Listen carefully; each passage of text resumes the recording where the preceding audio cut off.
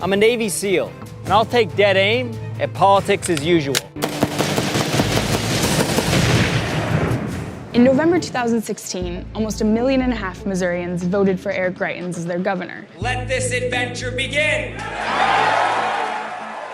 But good luck finding most of them today.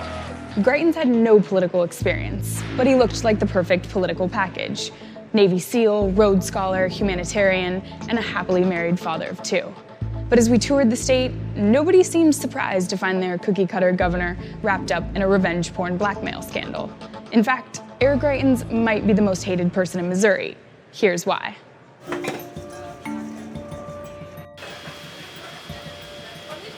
If you were to form a right-wing politician, put him in a theater program and spit something out, it'd be him. Reason number 1 why Missourians hate Greitens? They think he's full of shit.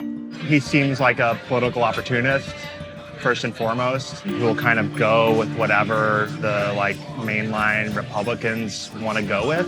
Greitens, like most Republicans, talks a lot about local control. But when Republican legislators wanted to roll back the minimum wage in St. Louis, Greitens went along. The city raised the minimum wage to $10 per hour, only to have the state roll it back to $7.70. It was killing jobs, and despite what liberals would tell you, it was actually taking money out of people's pockets. I can't think of more local control than a city passing an ordinance that they believe is better for the city as a whole, and then the state coming in and saying, well, you can't do that. That seems very hypocritical. I think we always knew that there was something wrong with this candidate, that a person who just 4 years prior had been seen at the Democratic National Convention supporting President Obama, who on his commercials about his race were shooting machine guns and blowing things up. I'm a Navy SEAL, and I'll take dead aim at politics as usual. Doing the song and dance. He wants to be president of the United States and to kind of prove that he had the conservative credentials to run that kind of race.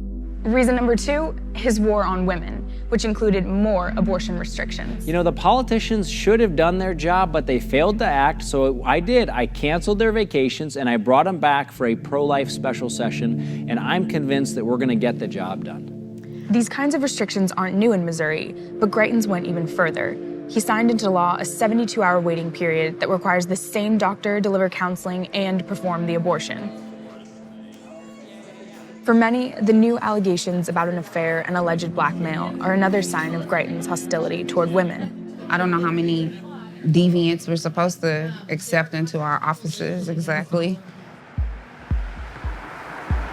If you don't mind, let's start with the Pledge of Allegiance. At a prayer breakfast on Martin Luther King Jr. Day, the president of the Missouri NAACP told us about reason number 3, Senate Bill 43. What it really did was it changed the nature of civil rights in the state of Missouri. Somebody that's been harassed or discriminated against, they can't sue the person that did it. That's a complete lack of accountability.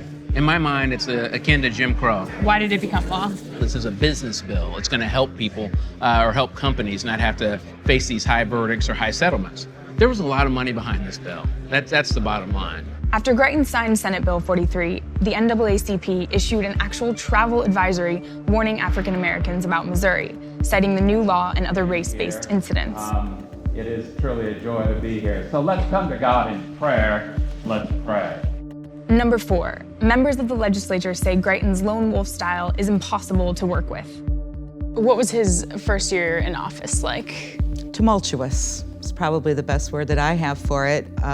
He wants to treat the members of the General Assembly as children, and we're not. We all have to work together if we want to get things done.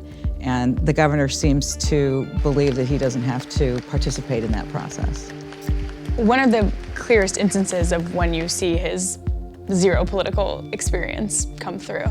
One of the very first bills out, when he chastised members of his own party who weren't voting in a way that he wanted to, and he did that by using dark money to issue social media ads that included the personal cell phone number of a sitting Republican senator.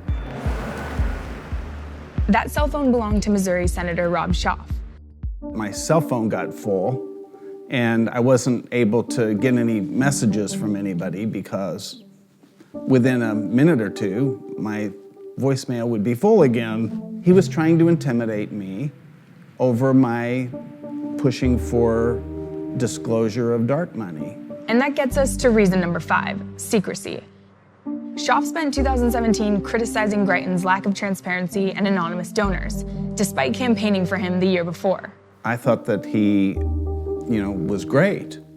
He was saying all the right things that I wanted to hear. He wanted to clean up the swamp, stop the corruption. I will expose your lies, root out your corruption, and attack politics as usual at every turn. Turns out Greitens was not the guy Schaaf, or anyone else, thought he was. It's a big bait and switch. For people outside Missouri that have no idea who Eric Greitens is, what is one thing you would want them to know about him? He can't be trusted.